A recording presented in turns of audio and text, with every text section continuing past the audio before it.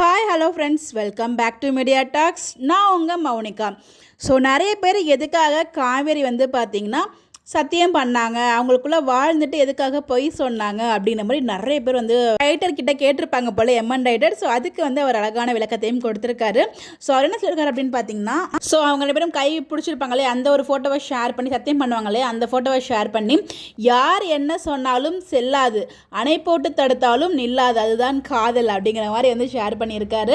So நீங்கள் என்ன தான் யார் என்ன பண்ணாலும் அவங்களுக்குள்ள இருக்க காதல் எல்லாத்தையும் மீறி போகும் அப்படிங்கிறது அதுக்கான மீனிங்கம். ஸோ யார் என்ன சொன்னாலும் செல்லாது, அணை போட்டு தடுத்தாலும் நில்லாது. அதாவது ஸோ காதல் அந்த லெவலுக்கு அவங்களை இதாகி போகும். அது எல்லாமே ஒரு பொய்க்கான சத்தியம் அப்படிங்கிற மாதிரி தான் சொல்லியிருக்காங்க. பொய்க்கு நீங்கள் ரொம்ப லாஜிக்கலாக யோசிக்காதீங்க அப்படிங்கிறதையும் சொல்லியிருப்பாங்க. நிறைய கமெண்ட்ஸ், ஒரு சில கமெண்ட்ஸ்க்கு அவர் ரிப்ளைமே பண்ணியிருக்காரு. அது எனக்கு நெக்ஸ்ட் வீடியோவில் நான் ஷேர் பண்ணுறேன்.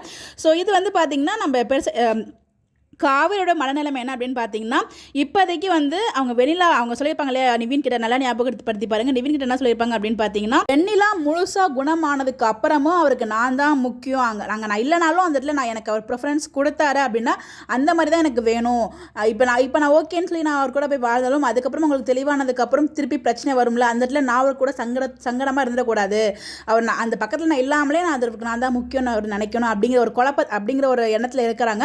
இது அவங்க சொல்ல அது இவங்களோட செயல் மூலமா விஜயை புரிஞ்சுக்கணும் அப்படிங்கிற மாதிரியும் அவங்க நினைக்கிறாங்க. இவங்க குழப்பத்தில் இருக்காங்க, அதுதான் நல்லா தெரியுது. அந்த குழப்பத்தில் இப்போ வேற வழியில் விஜய் விட்டு கொடுக்கவும் முடியாது. ஆனால் விஜய் கிட்ட போகிறதுக்கு இப்படி அவங்க கிட்ட ஒரு கண்டிஷன் இருக்கு.